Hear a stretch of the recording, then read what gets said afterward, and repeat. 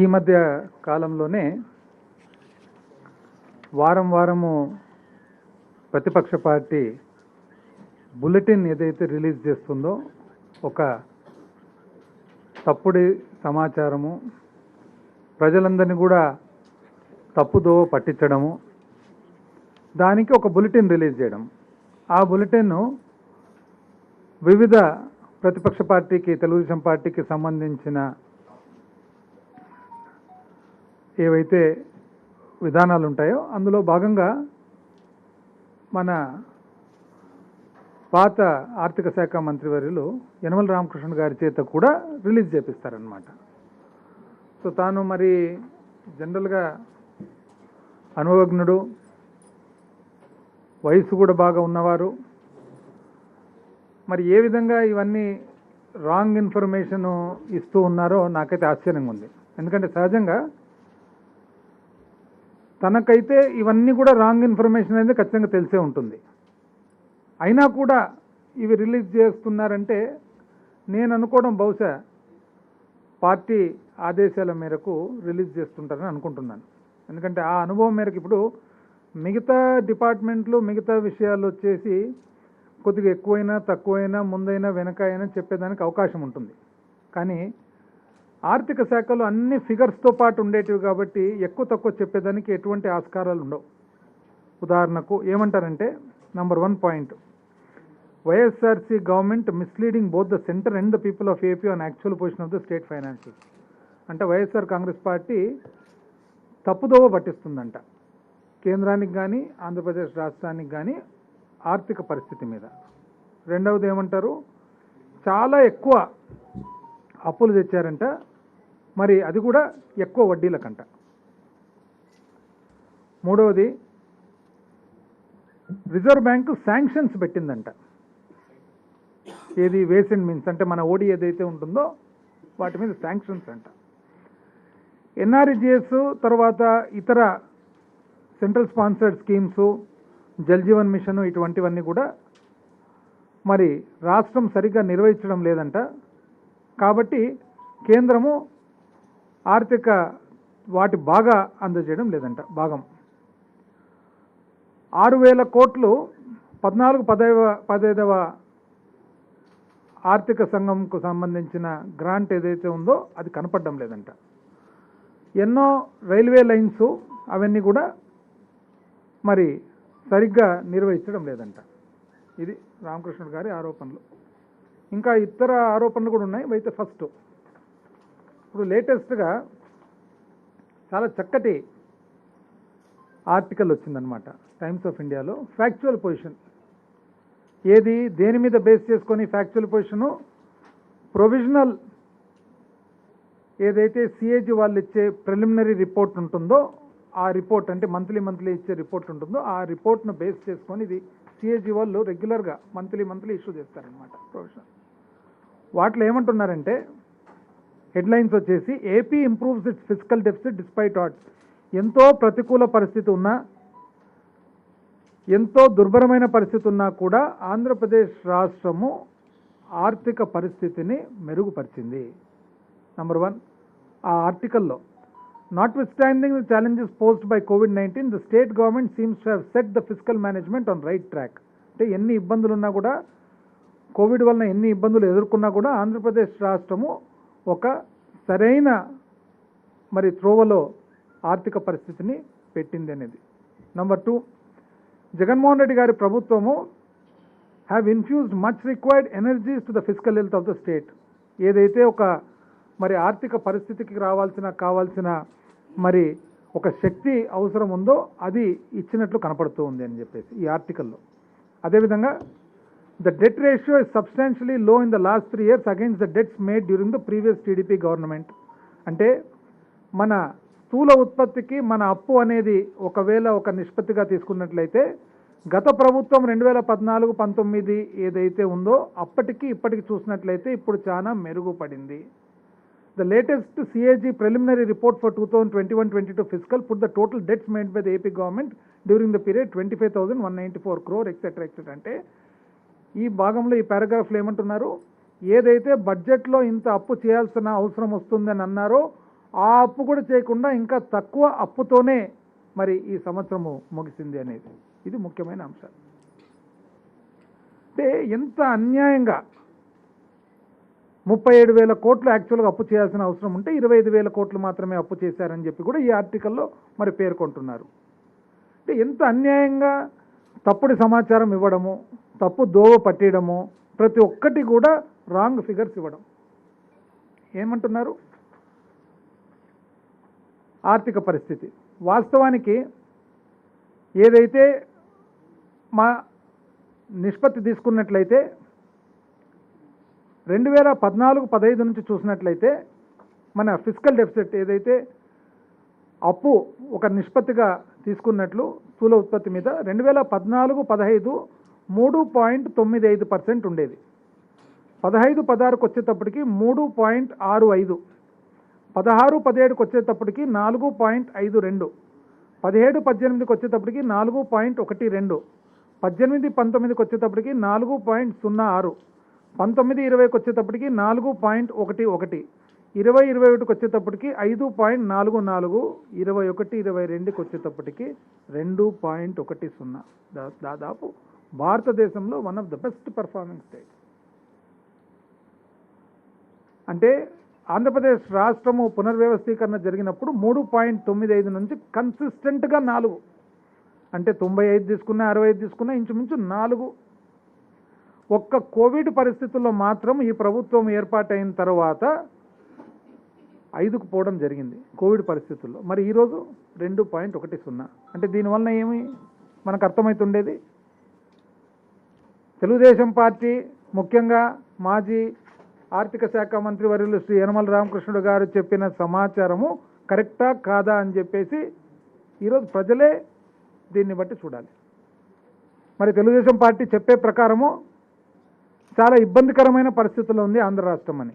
కానీ fiscal deficit ఏదైతే మన అప్పు ఏదైతే ఒక నిష్పత్తిగా తీసుకున్నట్లయితే, లోటు ఏదైతే నిష్పత్తిగా తీసుకున్నట్లయితే 2.10. భారతదేశంలో one of the best performing state. నిజం చెప్పాలంటే ఆర్థిక సంఘం ఇచ్చిన లిమిట్స్ కంటే కూడా చాలా తక్కువలో ఉన్నాం. అదేవిధంగా ఈరోజు వాళ్ళు చేసిన పరిస్థితికి ఆర్బీఐ కానీ, సెంట్రల్ గవర్నమెంట్ కానీ, బ్యాంక్స్ కానీ, ఫైనాన్షియల్ ఇన్స్టిట్యూషన్స్ కానీ, పార్లమెంట్ కానీ, పబ్లిక్ కానీ ఏ ఒక్కరి దగ్గరికి కూడా వీలైనంత శక్తి సామర్థ్యాలు పెట్టి ప్రతిపక్షం వాళ్ళు రాష్ట్రం మీద ఒక చెడ్డ అభిప్రాయం వచ్చేట్టుగా బ్యాంక్స్ అన్ని, ఫైనాన్షియల్ ఇన్స్టిట్యూషన్స్ అన్నీ కూడా మనకు సహాయము అందించకుండా ప్రయత్నము, మరి అన్ని చోట్ల కూడా పార్లమెంట్ కానీ, ఫైనాన్షియల్ ఇన్స్టిట్యూషన్స్ కానీ ప్రతి ఒక్కరి దగ్గర పని కట్టుకొని మీడియా ద్వారా కానీ, ప్రత్యేకంగా వాళ్ళ పబ్లిక్ రిప్రజెంటేటివ్స్ కానీ పోవడము, మాట మాట్లాడితే ఆంధ్రప్రదేశ్ రాష్ట్రం అప్పు, ఆంధ్రప్రదేశ్ రాష్ట్రం అప్పు. మరి ఫిస్కల్ డెఫిసిట్ 2.10కి ఎట్లా వస్తుందండి? అసలు ఎంత అన్యాయంగా తయారైందంటే కేవలము ఈ రాష్ట్ర ప్రభుత్వము పరిపాలన చేస్తూ ఉంది, చక్కగా చేస్తూ ఉంది, కోవిడ్ను కూడా ఎదుర్కొంది, మరి సామాన్య మానవుణ్ణి కాపాడుకుంది. మరి ఇవన్నీ చేస్తే వీరికి మంచి పేరు వచ్చిందంటే, గవర్నమెంట్కి మంచి పేరు వచ్చినా, ముఖ్యమంత్రి గారికి మంచి పేరు వచ్చినా మాకు ఉనికి ఉండదనే ఉద్దేశంతో చేసే దుష్ప్రచారం తప్ప వేరే కాదని చెప్పి భావిస్తున్నాం. చాలా అసలు బాధతో భావిస్తున్నాం. పైగా ఎంత అధ్వానమైన పరిస్థితి అంటే వాళ్ళది, ఈరోజు controller and auditor general CAG ఇది ఇచ్చిన సిఏజీ రిపోర్ట్, సిఏజీని కూడా తప్పుపడుతున్నారు. అంటే ఎవరండి మీకు? పోనీ ఎవరిని నమ్ముతారు? ఒకానొకప్పుడు సిబిఐని తప్పుపడతారు, ఒకానొకప్పుడు కేంద్ర ఇన్స్టిట్యూషన్స్ అన్నిటినీ వ్యవస్థలను తప్పుపడతారు. మీకు సూటబుల్ అయితేనేమో అది కరెక్టు, మీకు సూటబుల్ కాకుండానేమో తప్పు. ఈరోజు సిఏజీ తప్పంట. అసలు ఎంత అన్యాయంగా మాట్లాడుతున్నది. సిఏజీ తప్పంట.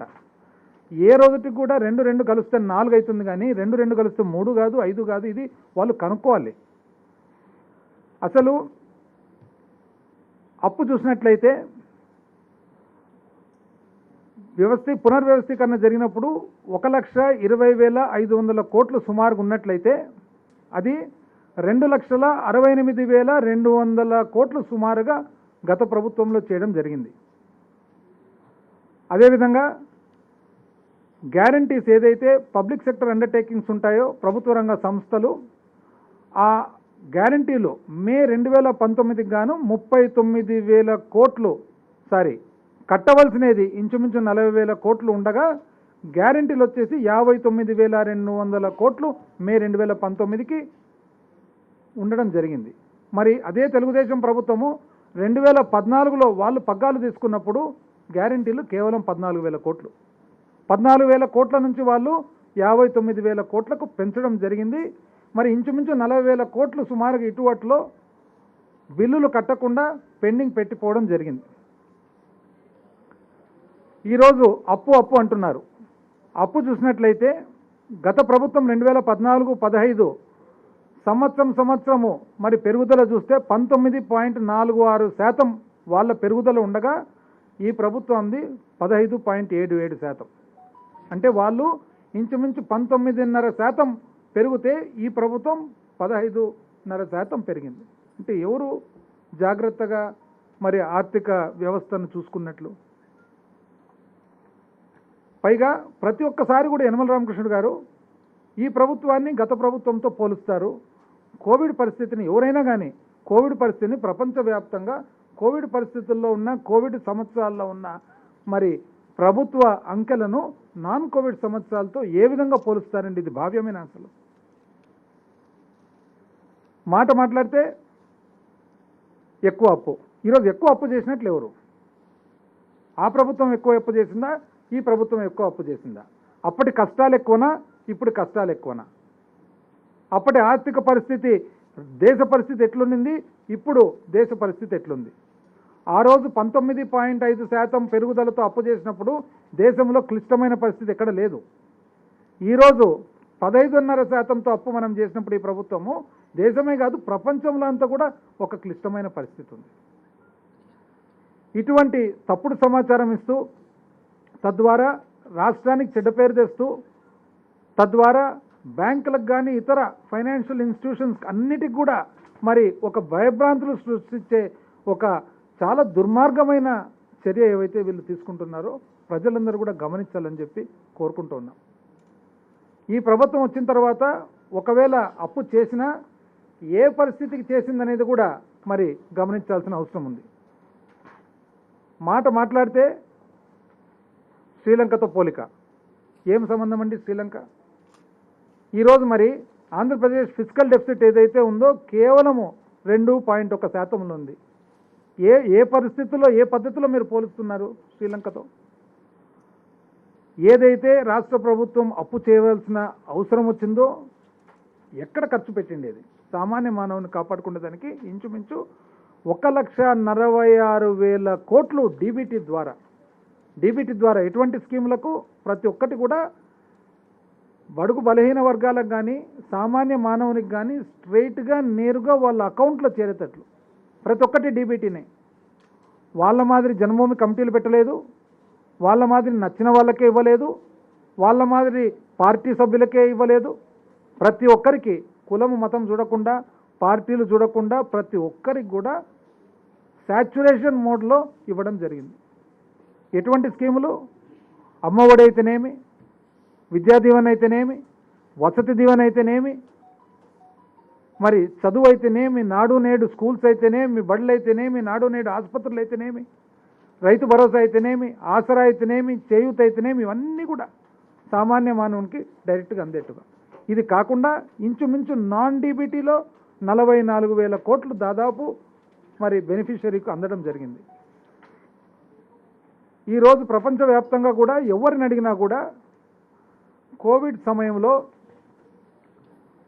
సమయంలో సామాన్య మానవునికి డబ్బులు అనేది చేరడము మోస్ట్ ఇంపార్టెంట్, లేకుంటే ఆర్థిక వ్యవస్థ కూలుతుంది అనేది ప్రతి ఒక్కరు కూడా ఇంటర్నేషనల్గా యాక్సెప్ట్ చేస్తున్నారు. కానీ వీళ్ళు మాత్రం తప్పు పడుతున్నారు. మాట్లాడితే ఈ ప్రభుత్వానికి పరిపాలన రాలేదు. ఎందుకు రాలేదండి అంటే సామాన్య మానవుడిని కాపాడుకున్నందుకు మాకు పరిపాలన రాలే. ఇంతవరకు ఈ రిపోర్ట్స్ వచ్చే వరకు మాట్లాడితే అప్పు. ఈరోజు ఎవరిదండి అప్పు ఎక్కువ? మీ అప్పు ఎక్కువనా? ఈ ప్రభుత్వం అప్పు ఎక్కువనా? ఈరోజు ఫిజికల్ పారామీటర్స్ ఎవరు బెటర్ అండి? మీ 4% బెటరా, మా 2% బెటరా? కేవలం 2 సంవత్సరాలు కోవిడ్ పరిస్థితుల్లో ఆర్థిక ఇబ్బందులు ఉన్నప్పుడు రాష్ట్ర ప్రభుత్వం కూడా సామాన్య మానవుని కాపాడుకునే దానికోసము తిప్పలు పడితే దాన్ని మీరు తప్పుగా చూపిస్తారు. ఈరోజు మీకు ధైర్యం ఉందండి? ధైర్యం ఉంది వచ్చి చెప్పగలరా? ఓల్డేజ్ పెన్షన్ ఎందుకు ఇస్తున్నారని చెప్పి అడగగలరా మీరు? అమ్మఒడి ఎందుకు ఇస్తున్నారని చెప్పి అడగగలరా మీరు? నాడు నేడు ద్వారా బళ్ళు ఎందుకు మెరుగుపరుస్తున్నారని అడగగలరా మీరు? నాడు నేడు ద్వారా ఆసుపత్రుల్లో మరి ఎందుకు మెరుగుపరుస్తున్నారని అడగగలరా మీరు? రైతు భరోసా ఎందుకు ఇస్తున్నారని చెప్పి అడగగలరా మీరు? ఆసరా మీ మాదిరి అబద్ధాలు చెప్పకుండా నిజంగానే పొదుపు అక్క చెల్లెమ్మల అప్పు మాఫీ చేయడము ఎందుకు చేస్తున్నారని చెప్పి అడగగలరా మీరు? చేయూత ఎందుకు ఇస్తున్నారని చెప్పి అడగగలరా మీరు? మీరు ఏది కూడా సామాన్య మానవునికి సంబంధించిన ఏది కూడా మీరు అడిగేదానికి మీకు హక్కు లేదు. మీకు ఆ మారల్గా నైతికంగా ఉన్న స్తోమత లేదు. కేవలం బురద జల్లడం ఒకటి. ఈరోజు మీ బురద జల్లేది కూడా ఈ రిపోర్ట్ల ద్వారా లేటెస్ట్ ఆర్థిక పరిస్థితి ద్వారా బట్టబయలై మీ పరిపాలన కంటే ఈ ప్రభుత్వం పరిపాలన బ్రహ్మాండం అని చెప్పి తెలియజేస్తా ఉన్నాం. ఎన్ఆర్ఈజీఎస్ అంటున్నారు, రైట్? చూద్దాం అది కూడా.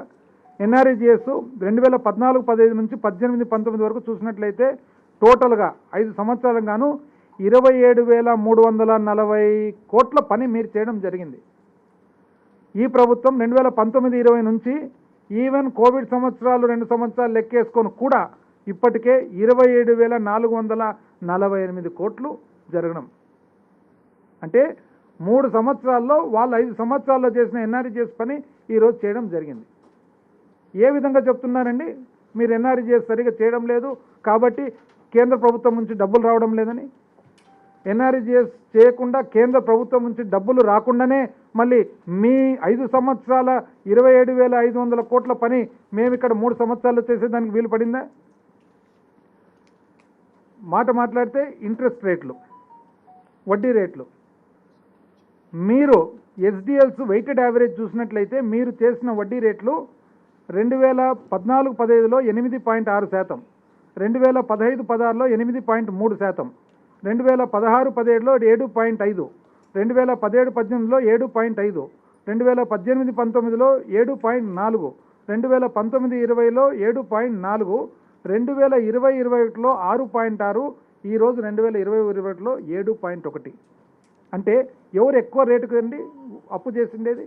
మీరు 8.6, 8.3 మీరు అప్పు చేస్తే మేము కేవలం 7.1కి చేయడం జరిగింది.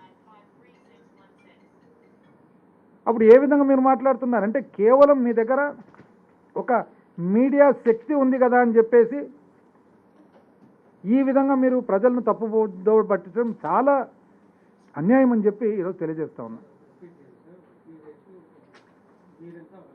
వడ్డీ రేటు వెయిటెడ్ యావరేజ్ చూసినట్లయితే ఎస్డిఎల్స్ మీద, స్టేట్ డెవలప్మెంట్ లోన్స్ మీద 2014-15 వాళ్ళు 8.6 అయితే, 15-16 8.3 అయితే, 16-17 7.5 అయితే, 17-18 7.5 అయితే, 18-19 8.4 అయితే, 19-20 7.4, 20-21 6.6 అండ్ 21-22లో 7.1. అంటే వాళ్ళు 8% పైన యావరేజ్గా వాళ్ళు 8% వడ్డీకి వాళ్ళు అప్పు చేస్తే 7% వడ్డీకి ఈ ప్రభుత్వం అప్పు చేయడం జరిగింది.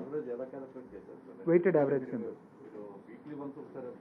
వెయిటెడ్ యావరేజ్, అందుకని that's called weighted average. Press conference అయిపోయిన తర్వాత నేను సర్ప్రైజ్ మధ్యలో డిస్టర్బ్ చేస్తే నేను ఎట్లా మాట్లాడాను? ఎలక్ట్రిసిటీ ఛార్జెస్ 15వ ఆర్థిక సంఘం 14వ ఆర్థిక సంఘము ఎక్కడికి పోయినాయి డబ్బులు అంట. కరెంటు బిల్లులు మీరు పెండింగ్ పెట్టిపోతే మీరు దాదాపు 30,000 కోట్ల అప్పు ఉండేది 60,000 కోట్లకు తీసుకొస్తే, మీరు బకాయిలు కట్టాల్సిన డిస్కామ్లకు పవర్ జనరేషన్ కంపెనీస్కు పెండింగ్ పెడితే, లోకల్ బాడీస్ పెండింగ్ పెడితే ఇంచుమించు 2,200 కోట్లు లోకల్ బాడీస్కు సంబంధించిన కరెంటు బిల్లులు కట్టడం జరిగింది. అంటే మీరు అడిగే ప్రశ్న కూడా ఏ విధంగా అసలు అంటే 6,000 కోట్లు వచ్చింది ఎక్కడికి పోయింది అంట. ఎక్కడికి పోయింది అంటే అంత సులభంగా ఉంటుందండి? బ్యాంకులో నా అకౌంట్ నుంచి మీ అకౌంట్కి 10 రూపాయలు మారితే రేపు పొద్దున అడుగుతారు ఎక్కడి నుంచి మారింది అనేది. అంటే చాలా సునాయాసంగా చాలా ఈజీగా ఏవంటవి మాట్లాడడం అనేది చాలా తప్పు. మరి పన్ను ఒకానొకప్పుడు ఏమన్నారు? మీకు పరిపాలన రాదు, మీకు పన్ను వసూలు రాలేదు. ఈరోజు పన్ను వసూలు బాగా జరుగుతుంటే మీకు పన్ను బాగా వస్తుంది కదా, మళ్ళీ ఎక్కడికి పోతున్నాయి? పన్ను బాగొచ్చినా మీకు బాధనే, పన్ను బాగా రాకుండా మీది ఒక విమర్శ. ఎంత అన్యాయంగా చూడండి. ఈరోజు 19-20 ప్రభుత్వం ఏర్పాటైనప్పటి నుంచి దాదాపు 14-15 నుంచి వచ్చిన పన్నే పెరగకుండా వచ్చింది. ఎందుకు పెరగకుండా వచ్చింది? ఆర్థికంగా మరి స్లోడౌన్ కావడము, కోవిడ్ రావడం. ఈరోజు వెంటనే పన్ను శాతం పెరిగింది. పన్ను బాగా పెరుగుతుందంటే రాష్ట్ర పరిస్థితి బాగున్నట్లా బాగలేనట్లా అని చెప్పి ఈరోజు మరి యనమల రామకృష్ణ గారిని అడుగుతూ ఉన్నామన్నమాట. అదేవిధంగా physical deficit as percentage to GSDP చూసినట్లయితే 14-15 5.96%, 15-16 3.58%, 16-17 4.42%, 17-18 4.03%, 18-19 3.85%, 19-20 3.67%, 20-21 కోవిడ్ సంవత్సరం 5.59%, వెంటనే 21-22 2.01%. ఈ ఫిగర్స్ చూసిన తర్వాత ఏ ఒక్కరికైనా అర్థమయ్యేది ఆర్థిక వ్యవస్థ, ఆర్థిక పరిస్థితి మరి నిర్వహణ ఏ విధంగా ఉంది అనేది. పోనీ ఈ ప్రభుత్వానికి పరిపాలన రాలే అని అంటారు చంద్రబాబు నాయుడు గారు. సార్, మీకు మాకు పరిపాలన చూద్దాం. మీరు బడ్జెట్ అంచనాలు ఎంత పెట్టినారు, యాక్చువల్ ఖర్చు ఎంత చేసినారు? 18-19 1,91,063 కోట్లు బడ్జెట్ అంచనా అయితే 1,64,841 కోటి ఖర్చు, అంటే 86.28%. 1,91,063 కోట్లు బడ్జెట్ అంచనాలు పెట్టగా 1,64,841 కోటి ఖర్చు చేయడం జరిగింది. అంటే 86% బడ్జెట్ అంచనాల్లో ఖర్చు చేయడం జరిగింది. 21-22 2,29,779 కోట్లు మన ప్రభుత్వము అంచనాలు వేయగా 2,20,633 కోట్లు, అంటే 96% బడ్జెట్ అంచనాల్లో ఖర్చు చేయడం జరిగింది. ఎవరిదండి ప్రూడెన్స్? యనమల రామకృష్ణ గారు మాట్లాడితే పరిశ్రమ సరిగా లేదండి. పరిశ్రమ చెప్తాను, అది కూడా పరిశ్రమలు ఎంత ఉన్నాయి. 2019 నుంచి చూసుకున్నట్లయితే అప్పటి ప్రాజెక్ట్స్ సంవత్సరానికి యావరేజ్ ఇన్వెస్ట్మెంటు 2014 నుంచి 2019 వరకు చూసినట్లయితే యావరేజ్ పెట్టుబడులు ఎంత వచ్చినాయి L&M ప్రాజెక్ట్స్లో, లార్జ్ అండ్ మీడియం స్కేల్ ప్రాజెక్ట్స్లో 11,994 కోట్లు. 11,994 కోట్లు యావరేజ్ సంవత్సరానికి పెట్టుబడి వచ్చింది. 2019 నుంచి ఇప్పటి వరకు చూసినట్లయితే 13,201 కోటి యావరేజ్గా పెట్టుబడి వచ్చింది. పరిశ్రమ బాగలేదండి. అంటే మీ పరిపాలనలో 11,994 కోట్లు large and medium scale project సంవత్సరానికి వస్తే మా ప్రభుత్వంలో 13,201 కోటి వచ్చింది. ఎవరు ఎక్కువ అండి? పైగా దీంట్లో 2 సంవత్సరాలు కోవిడ్ పరిస్థితులు. అదేవిధంగా ఎక్స్పోర్ట్స్, ఎగుమతి 19-20లో 7వ స్థానంలో ఉండగా 20-21కి వచ్చేటప్పటికి 4వ స్థానానికి ఆంధ్రప్రదేశ్ రాష్ట్రం పెరిగింది దేశంలో. ఏ విధంగా పెరిగిందండి? 17-19-20 మొత్తం ఎగుమతి 1,04,829 కోట్లు కాగా 20-21కి వచ్చేటప్పటికి 1,24,745 కోట్లు. అంటే 7వ స్థానం నుంచి రాష్ట్రము 4వ స్థానం పెరిగి ఈ సంవత్సరం ఇంకా కూడా పెరిగింది. అంటే ఈ విధంగా చూసినట్లయితే పరిశ్రమ పెట్టుబడులు ఈ ప్రభుత్వంలో ఎక్కువ వచ్చినాయి, పరిశ్రమ పర్ఫార్మెన్సు ఈ ప్రభుత్వంలో ఎక్కువ వచ్చినాయి, ఆర్థిక పరిస్థితి ఈ సంవత్సరంలో బెటర్ ఉంది, పన్ను కలెక్షను ఈ ప్రభుత్వం వచ్చినాక బెటర్ అయింది కోవిడ్ వదిలిపెట్టిన తర్వాత, అప్పు చేయడము ఈ ప్రభుత్వం తక్కువ, వాళ్ళు చేసిండేది ఎక్కువ శాతము, ఫిజికల్ పారామీటర్స్ ఏవైతే ఉన్నాయో మరి ఫిజికల్ డెఫిసిట్ ఏదైతే ఉందో ఈ ప్రభుత్వం బెటర్ ఉంది పోయిన ప్రభుత్వం కంటే, స్కీములు సామాన్య మానవుడిని కాపాడుకోవడము చేరడము ఈ ప్రభుత్వం మచ్ బెటరు పాత ప్రభుత్వం కంటే. ఏ పద్ధతిలో మాట్లాడుతున్నారండి? పైగా అన్యాయంగా తప్పుడు సమాచారం తీసుకుండేది, తప్పుడు లెక్కలు తీసుకుండేది, పేపర్లు ఎట్లంటే ఎట్లా రాసేది. ప్రతిరోజు ఒక ఆర్టికల్ అప్పు ఎవరిదండి అప్పు? ఈ లెక్కల ప్రకారం ఎవరు తప్పు? ఈ లెక్కలన్నీ కూడా substantiated by CAG. Controller and auditor general ఇచ్చిన ఫిగర్స్ ఎప్పుడైతే ఈ ప్రభుత్వం పర్ఫార్మెన్స్ బాగుంది, ఈ ప్రభుత్వము మన వైఎస్ఆర్సీపీ జగన్మోహన్ రెడ్డి గారి ప్రభుత్వము ఈరోజు అన్ని విధాలకు కూడా ఆర్థిక పరిస్థితిని మెరుగుపరుస్తుందని వస్తుందో మీకు సిఏజీ మీద కూడా నమ్మకం లేదు. మీకు సిఏజీ మీద నమ్మకం లేదు, మీకు సిబిఐ మీద నమ్మకం లేదు, మీకు సిబిసి మీద నమ్మకం లేదు, మీకు ఎవరి మీద నమ్మకం లేదు. మీకు ఎవరి మీద నమ్మకం ఉంటుంది? మీరు కరెక్ట్ అని చెప్పే వాళ్ళు ఉంటే వాళ్ళ మీద మీకు నమ్మకం ఉంటుంది. దయచేసి అండి, మీరు యనమల రామకృష్ణుడు గారు అండ్ ఎంటైర్ ఈ తెలుగుదేశం పార్టీకి సంబంధించిన ఏదైతే ఈ తప్పుడు సమాచారం దుష్ప్రచార కమిటీ ఏదైతే ఉందో, దయచేసి మీరు ఏది చేసినా కూడా కరెక్ట్ ఫిగర్స్ ప్రకారం మాట్లాడండి. 2కు 2 కలిపితే ఏ రోజైనా 4 అవుతుందని, 3 కాదు 5 కాదు. Question of time. సమాచారం వచ్చిన తర్వాత ముందుకు వచ్చేటప్పటికి అన్ని బట్టబయలు అయితే దయచేసి మీరు ఇటువంటి రాంగ్ ఇన్ఫర్మేషన్ ఇచ్చి రాష్ట్రానికి భంగం కలిపేయొద్దండి, రాష్ట్ర ప్రజలను భయపెట్టొద్దండి. మరి రాష్ట్రానికి సంబంధించిన ఆర్థిక వ్యవస్థను దెబ్బతీసి తద్వారా మీరేదో రాజకీయ లబ్ధి పొందుదామని చెప్పి అంతకంటే ఆలోచన చేయొద్దండి. ప్రజలందరూ కూడా విజ్ఞానవంతులు, ప్రజలందరూ కూడా అన్ని చూస్తూ ఉంటారు. ఏ ప్రభుత్వము ఏ ప్రజలకు ఏం చేస్తుంది అనేది అందరికీ తెలుసు. ఒకరోజు లేటు కావచ్చు కానీ ప్రతి ఒక్కరు కూడా ప్రతి ఒక్కటి గమనిస్తారు. దయచేసి ఇటువంటి రాంగ్ ప్రాపగండా మాత్రం చేయొద్దండి. ఏదున్నా కూడా మీరు కరెక్ట్గా చేయండి, మంచి సలహాలు ఇవ్వండి. ఏదైనా కానీ మీరు డౌట్స్ ఉంటే ఎక్స్ప్రెస్ చేయండి, మేము క్లారిఫై చేస్తాం. అంతేగాని రాంగ్ ఇన్ఫర్మేషన్ మాత్రం దయచేసి చేసి ప్రజలను, రాష్ట్ర ప్రజలను, రాష్ట్రానికి భంగం కలిగేయొద్దని చెప్పి విజ్ఞప్తి చేసుకోండి. ఇవన్నీ ఎట్లా రాస్తారు చూడండి. రాష్ట్ర ఆర్థిక వ్యవస్థను చిన్నాభిన్నం చేసిన ప్రభుత్వం, ఫిజికల్ కౌన్సిల్ ఏర్పాటు, వైట్ పేపర్ కావాలి, మ్యాసివ్ లోన్స్, రాష్ట్ర ఖజానా పూర్తిగా దివాలా. చూడండి వీళ్ళు ఎట్లెట్లా రాస్తారో. మీరు కూడా ఇవన్నీ చదివి సేమ్ క్వశ్చన్స్ అడుగుతున్నట్లుండారు. ఇప్పుడు నేను చెప్తాను. కాగ్ అనేది ఎప్పుడు కూడా సిఏజీ ఫైనల్ రిపోర్ట్ ఏదైతే వస్తుందో, ఫైనల్ రిపోర్ట్లో యాక్చువల్గా వాట్ ఈజ్ వాట్ అనేది వస్తుంది. ఈ మధ్యలో సిఏజీ వాళ్ళు వాళ్ళ పనిలో భాగంగా ఇన్ఫర్మేషన్ అడుగుతారు, ఐఆర్ అని.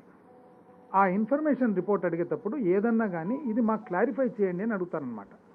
ఆ క్లారిఫికేషన్ అడిగినప్పుడు వాస్తవానికి అది ఇంటర్నల్ క్లారిఫికేషన్ బయటికి రాకూడదు. కానీ ఈ వ్యవస్థలో ఈ ప్రతిపక్ష పార్టీకి సంబంధించిన కొంతమంది ఆ ఇంటర్నల్ కరెస్పాండెన్స్ను బయటికి తీసి ఆ ప్రశ్న ఏదైతే ఉందో దాన్ని తీసుకొచ్చి ప్రజల్లోకి స్ప్రెడ్ చేస్తూ ఉన్నారు.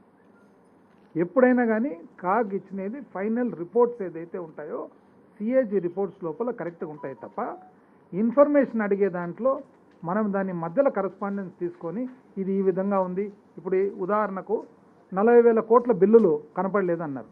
నేను ఆ రోజు కూడా అడిగినాను, 400 రూపాయలు నా అకౌంట్ నుంచి మీ అకౌంట్లోకి వస్తే మరుసటి రోజు బ్యాంకు కరెక్షన్ చేస్తుంది, 40,000 కోట్లు కనపడకుండా పోతే అంటే ప్రభుత్వం అంతా కళ్ళు మూసుకొని ఉంది కేంద్ర ప్రభుత్వం అని చెప్పి దానికి రిప్లై ఇవ్వడం జరిగింది. సిఏజీ వాళ్ళు కంప్లీట్గా దాన్ని సాటిస్ఫై కావడం జరిగింది. ఈరోజు రామకృష్ణ గారు చెప్తున్నారు ఆర్బీఐ ఏదో ఆంక్షలు విధించినారంటే చూపించండి నాకు, ఏం ఆంక్షలు విధించినారు చెప్పండి. మీరు వచ్చి ఏ ఒక్క ఆంక్ష విధించినది మీరు వచ్చి చెప్పండి. అసలు మీనింగ్లెస్ స్టాక్ అది ఆంక్షలు విధించినారు.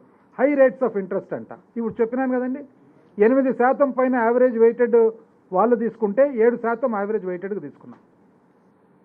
మీరు ఇంతకుముందు అడిగిన ప్రశ్న, మనం లోన్ తీసుకునేటప్పుడు ప్రతి వారం కానీ ప్రతి నెల కానీ ఎప్పుడంటే అప్పుడు అనుకూలం ఉన్నప్పుడు తీసుకుంటాము, యావరేజ్ ఇస్తాం దాన్ని. వాళ్ళది ఒక్కొక్క సంవత్సరం చూసినట్లయితే 8.6, 8.3 అట్లా రాగా మనది 7. అంటే యావరేజ్గా వాళ్ళు 8% పైన వడ్డీకి వాళ్ళు తీసుకుంటే 7% వడ్డీకి మనం తీసుకోవడం జరిగింది. ఏ ఒక్కటన్నా దీంట్లో వాస్తవాలు ఎన్ఆర్జీఎస్ సరిగా తేలేదంట. 27,500 కోట్లు వాళ్ళు 5 సంవత్సరాలు ఖర్చు పెడితే 3 సంవత్సరాల్లో 27,500 కోట్లు ఖర్చున్నాం. ఎవరండి కరెక్టు? 15-14వ ఆర్థిక సంఘానికి సంబంధించిన డబ్బులు మాయమైనాయంట. మాయమైతే అండి ఎక్కడన్నా డబ్బులు. కరెంటు బిల్లులకు లోకల్ బాడీస్ పెండింగ్ ఉంటే కరెంటు బిల్లులకు కొంతవరకు అడ్జస్ట్ చేసుకోవడం జరిగింది. నడికొడి శ్రీకాకుళం నాకు ఒకసారి చెప్పండి, ఒకటి ఏదన్నా కానీ విత్ ఇది నాకు దే హావ్ టేకెన్ ఎట్ 6 అని. మామూలుగా మనం బిడ్డింగ్ చేసేటప్పుడు ఇతర రాష్ట్రాలు తీసుకునేటప్పుడు ఆ పర్టికులర్ వారంలో అవసరాన్ని బట్టి స్టేట్స్ నుంచి బిడ్డింగ్ చేస్తాయన్నమాట. ఆ పర్టికులర్ వారంలో స్టేట్స్ ఒక వారంలో ఎవరన్నా కొద్ది, అందుకని మనం యావరేజ్ వెయిటెడ్ తీసుకున్నాం అనమాట. నేను ఒక పర్టికులర్ వారం బిడ్డింగ్ తీసుకోలేదు, యావరేజ్ వెయిటెడ్. ఎట్లా డ్రా చేస్తారు అట్లా government will take certain decisions అనమాట. ఇప్పుడు ఉదాహరణకు లోకల్ బాడీస్ చాలా బిల్స్ పెండింగ్ పడిపోయినాయి. పెండింగ్ పడిపోయిన దాని వలన ఏమైందంటే somewhere you have to pay the discounts. ఎక్కడి నుంచి కట్టాలి? లోకల్ బాడీస్ యాక్చువల్గా కట్టాలి.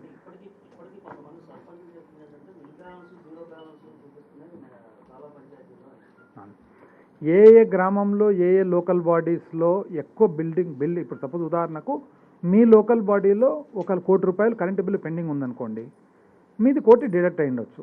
నా దాంట్లో 10 లక్షలే పెండింగ్ ఉందనుకోండి, నాకు ఆదాయం 50 లక్షలు వచ్చిందనుకోండి, 40 లక్షలు నాకు బ్యాంక్ బ్యాలెన్స్ వస్తుంది.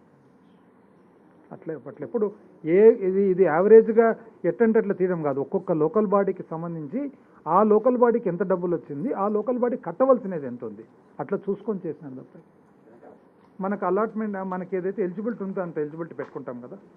ఇప్పుడు ఉదాహరణకు మీరు ఉద్యోగం చేస్తున్నారు. మీ ఉద్యోగం చేసినప్పుడు మీకు ఒక ఇంటి అప్పు చేసుకునేదానికి మీ ఉద్యోగానికి మీ శాలరీ కలిసి మీ ఎలిజిబిలిటీ ఒకవేళ 50 lakhs ఉందనుకుందాం. బ్యాంక్ మిమ్మల్ని అసెస్మెంట్ చేసేటప్పుడు మీ ఎలిజిబిలిటీ 30 లక్షలే అంటే మీరేమంటారు? లేదంటే నా ఎలిజిబిలిటీ 50 lakhs నా శాలరీ ప్రకారం. నా ఎలిజిబిలిటీ పెట్టుకుంటారు. ఆ ఎలిజిబిలిటీని వాడుకుంటారు లేదని సెకండ్. ఉద్యోగస్తుల జీతాలు మాత్రము యావరేజ్గా 10 days పట్టేది ఇంతకుముందు. మనం అంతకంటే ఫాస్ట్గా 3 days 4 daysలో చేస్తున్నాం. కొంతవరకు పిఎఫ్లు ఎన్కాష్ లీవ్స్ వాళ్ళ ఏవైతే ఉన్నాయో అవి కొంత డిలే అయిన మాట వాస్తవమే.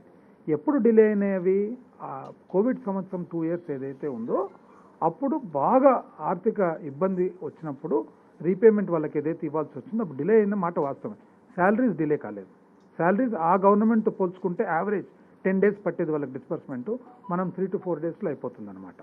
ఇప్పటికి కూడా 1 or 2 people ఎవరన్నా కానీ మాకు లేట్ అయినాయి అంటున్నారు. ఏవి లేట్ అవుతున్నాయంటే కొన్ని అవుట్సోర్స్ శాలరీస్ కానీ ఇంకోటి కానీ ఆ డిపార్ట్మెంట్ అప్లోడ్ చేయాలి. గవర్నమెంట్లో ఉండే శాలరీస్ ఏవైతే ఉన్నాయో అవి డైరెక్ట్గా వచ్చేస్తాయి. అవుట్సోర్స్ శాలరీస్ డిపార్ట్మెంట్లో అప్లోడ్ చేయాలి. అప్లోడింగ్లో లేట్ ఉండొచ్చు కానీ మన పేమెంట్లో లేట్ లేదు. కొంతవరకు ఏది ఎన్కాష్ లీవ్ కానీ మన ఏదన్నా హెల్త్కి సంబంధించినది కానీ అవి కూడా చాలా వరకు మొన్నటికే క్లియర్ చేస్తాం. ఇంకా కొద్దిగా ఉంది, ఆ కొద్దిగా కూడా క్లియర్ అయిపోయింది. ప్రతి రాష్ట్రంలో వింటూ ఉంటాం ఇది. కాకపోతే లాస్ట్ 1.5 years డిఫికల్ట్ టైం. నేను చెప్పాను కదా ఇంతకుముందు కూడా, రామకృష్ణుడు గారు మంచి టైంను కూడా సువర్ణ యుగము అంత బాగా జరిగే టైంను కోవిడ్తో కంపేర్ చేసి మీరు సరిగా లేదంటే మనం ఏం చెప్పగలుగుతాం? Some deficiencies are there. COVID వలన ఇతర ఇబ్బందుల వలన జరిగినాయి. అవన్నీ కూడా చక్కబడుతున్నాయి. మీరు నెక్స్ట్ ఇయర్కు మీరే చూస్తారు కదా, అంతా క్లోజ్ అయిపోయింది. Thank you.